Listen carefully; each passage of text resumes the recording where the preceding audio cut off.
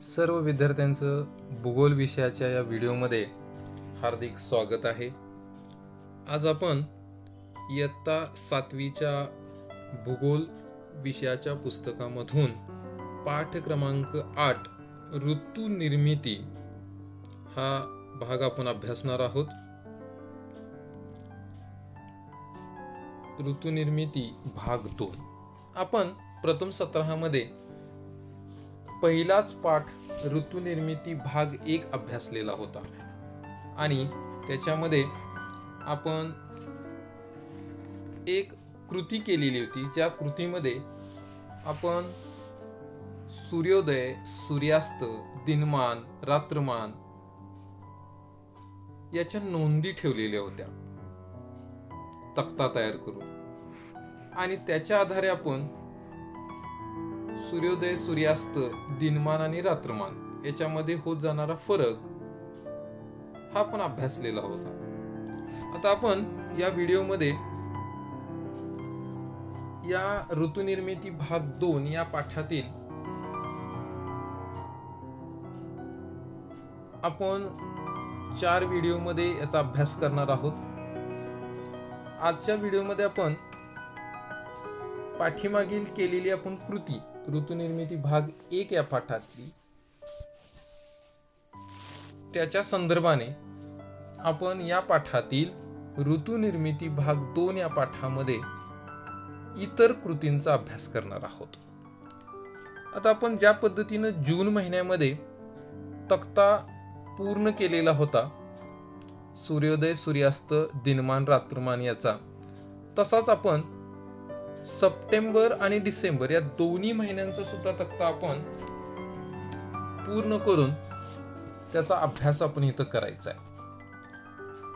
आणि तो तक्ता पूर्ण केल्यानंतर जून, सप्टेंबर आणि डिसेंबर या तिन्ही महिन्यांच्या नोंदींचा तक्ताच्या मदतीनं आपण अभ्यास करायचा या पाठामध्ये। आता तो तक्ता आपल्या डोळ्यासमोर ठेवून आपण कोणकोणत्या गोष्टींचा अभ्यास करायचा आहे, तर आपल्याला इथं काही प्रश्न दिलेले आहेत या पाठामध्ये, त्याचा आपण अभ्यास करणार आहोत। कोणत्या महिन्यात दिनमान साधारणपणे 12 तासांचे होते, असे घडण्यामागचे कारण काय असावे? जून, सप्टेंबर व डिसेंबर या महिन्यातील दिनमानातील फरक स्पष्ट करा। काठीच्या सावलीची जागा कशामुळे बदलत असेल? सूर्योदयाच्या व सूर्यास्ताच्या वेळी क्षितिजावरील परिस्थितीबाबत काय सांगता येईल? खालीलपैकी कोणत्या घटकांशी सावलीच्या स्थानातील होणारा फरक व दिनमानातील फरक या बाबी जोडता येतील? पृथ्वीचे परिवलन, सूर्य व पृथ्वीमधील अंतर, पृथ्वीचे परिभ्रमण आणि पृथ्वीचा आस। साधारणपणे जून, सप्टेंबर आणि डिसेंबर महिन्यातील दिनमानाच्या नोंदीवरून सर्वात मोठा दिवस, सर्वात लहान दिवस तसेच दिनमान व रात्रमान समान असणाऱ्या तारखा तुमच्या लक्षात आल्या असतील।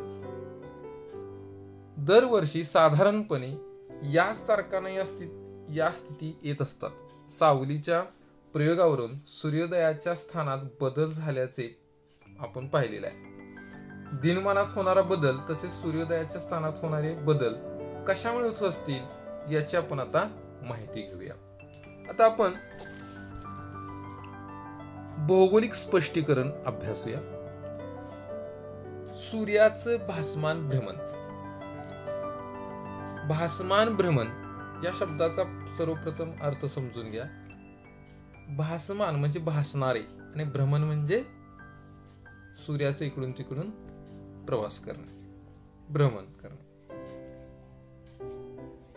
आता सूर्य हा कुठेही भ्रमंती करत नाही किंवा तो आपली जागा सोडत नाही, तो एकाच ठिकाणी स्थिर आहे आणि सूर्याभोवती पृथ्वी परिभ्रमण करते, स्वतःभोवती परिवलन करता करता।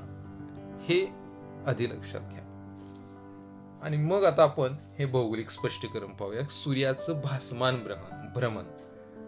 भासमान या शब्दाचा अर्थ आहे भासणारे। सूर्याचे भासणारे भ्रमण, म्हणजे सूर्य इकडून तिकडे, दक्षिणेकडून उत्तरेकडे, उत्तरेकडून दक्षिणेकडे भ्रमण केल्यासारखं आपल्याला भास होतो, जाणवतं तसं, पण प्रत्यक्षात मात्र तो एकाच ठिकाणी आहे. म्हणून याला सूर्याचे भासमान भ्रमण असं म्हटलं जातं. आता आपण जे काही जून, सप्टेंबर आणि डिसेंबर महिन्याचे जो काही तक्ते केलेले, त्या तक्त्यावरून तुमच्या लक्षात आलं असेल की सूर्योदयाचे स्थान दिवसागणित बदलत जाते आणि पृथ्वीवरून जेव्हा आपण सूर्योदय पाहतो तेव्हा सूर्य वर्षभरात उत्तरेकडे किंवा दक्षिणेकडे सरकत असल्याचे दिसून येते. तर प्रत्यक्षात मात्र सूर्य कुठेही हलत नाही. सूर्य उगवण्याचे स्थान 21 जून ते 22 डिसेंबर या कालावधीत अधिकाधिक दक्षिणेकडे सरकते. हा काळ दक्षिणायन, म्हणजे सूर्य जेव्हा दक्षिणेकडे सरकल्याचा आपल्याला जो भास होतोय 21 जून ते 22 डिसेंबर या कालावधीमध्ये, त्याला म्हणायचं दक्षिणायन. म्हणजे सूर्य हा अधिकाधिक दक्षिणेकडे सरकतो, त्याला म्हणायचं दक्षिणायन, त्याला दक्षिणायन मानलं जातं. आता या उलट 22 डिसेंबर ते 21 जून, बघा तारखा त्याच आहेत, फक्त सुरुवात 21 जून ते 22 डिसेंबर हा कालावधी आहे तो दक्षिणायनचा, आणि 22 डिसेंबर ते पुन्हा 21 जून हा जो कालावधी आहे, या कालावधीमध्ये सूर्य अधिकाधिक उत्तरेकडे सरकल्याचा भास होतोय, जाणवतं, त्याला म्हणायचं उत्तरायण. आता या कालावधीत सूर्य अधिकाधिक उत्तरेकडे सरकतो. सूर्याच्या स्थान बदलाचे कारण पृथ्वी सूर्याभोवती फिरणे व पृथ्वीचा कललेला आस, ही दोन कारण आहेत महत्वाची, लक्षात घ्या. पृथ्वी ही सूर्याभोवती फिरते आणि सूर्य हा एकाच ठिकाणी स्थिर आहे, तो आपले स्थान बदलत नाही. आणि दुसरं कारण आहे ते म्हणजे पृथ्वीचा कललेला आस. पृथ्वीचा आस हा 23°30' एवढा कललेला आहे आणि त्याच्यामुळं आपल्याला सूर्य दक्षिणेकडे आणि उत्तरेकडे सरकलेल्याचा भास होतो, म्हणून याला सूर्याचं भासमान भ्रमण म्हणायचं. प्रत्यक्षात सूर्य फिरत नाही, परंतु पृथ्वीवरून पाहताना आपल्याला तो फिरल्यासारखा दिसतो, म्हणून सूर्याच्या या भ्रमणाला भासमान भ्रमण असे म्हणतात. पृथ्वीवर होणारे ऋतू हे केवळ उत्तर व दक्षिण गोलार्धाच्या संदर्भात घडतात. म्हणजे पृथ्वीवर जे काही ऋतू आहेत ते ऋतू हे केवळ उत्तर व दक्षिण गोलार्धाच्या संदर्भात घडतात. तर ही गोष्ट तुमच्या लक्षात आली असेल की आता सूर्याचे भासमान भ्रमण म्हणजे काय.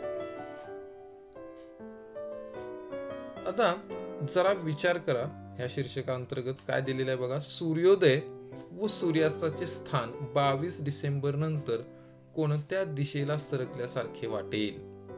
सूर्योदय व सूर्यास्ताचे स्थान 22 डिसेंबर नंतर, सोपं आहे बघा.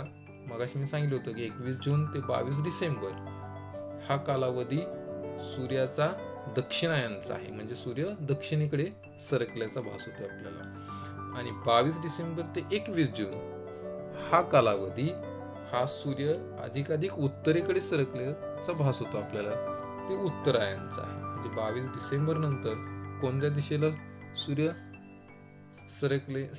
सरकल्यासारखे वाटेल आपल्याला, अगदी बरोबर आहे, तर तो उत्तरेकडे सरकल्यासारखा वाटेल. आता हे नेहमी लक्षात ठेवा, विज्ञानामध्ये देखील आपण भासमान भ्रमणाचा अभ्यास करत आहोत. सूर्य उगवण्यापासून मावळण्यापर्यंत पूर्वेकडून पश्चिमेकडे दैनिक भासमान भ्रमणाबद्दल तेथे विचार केलेला आहे. भूगोलामध्ये आपण सूर्याच्या वार्षिक उत्तर दक्षिण भासमान भ्रमणाचा विचार करत आहोत. या दोन्ही घटनांमध्ये जरी सूर्य सरकत असल्याचे वाटत असले तरी तो केवळ भास असतो. दैनिक भासमान भ्रमण हे परिवलनाशी निगडीत आहे. वार्षिक भासमान भ्रमण हे परिभ्रमण व पृथ्वीच्या कललेल्या आसाशी संबंधित आहे. हे लक्षात घ्या. दैनिक भासमान भ्रमण जे आहे हे परिवलनाशी निगडीत आहे आणि वार्षिक भासमान भ्रमण जे आहे हे परिभ्रमण व पृथ्वीच्या कल्लेला असाशी संबंधित आहे. म्हणजे परिवलन आणि परिभ्रमण याचा संबंध या ठिकाणी आहे, लक्षात घ्या. म्हणजे दोन महत्वपूर्ण कारण आहेत सूर्याच्या पासमान भ्रमणासाठी. ते म्हणजे पृथ्वी सूर्याभोवती फिरते, म्हणजे पृथ्वीचं सूर्याभोवती फिरणे आणि पृथ्वीचा कल्लेला आस, हे दोन महत्वपूर्ण कारण आहेत की ज्याच्यामुळं सूर्याचे भासमान भ्रमण घडते. ठीक आहे. आता उर्वरित जो पुढचा भाग आहे तो आपण पुढील व्हिडिओमध्ये पाहणार आहोत. तुम्हाला हा व्हिडिओ आवडला असेल तर लाईक करायला विसरू नका. आपल्या मित्रांसोबत हा व्हिडिओ शेअर करा आणि या चॅनलला सबस्क्राईब करायला विसरू नका. थँक्यू.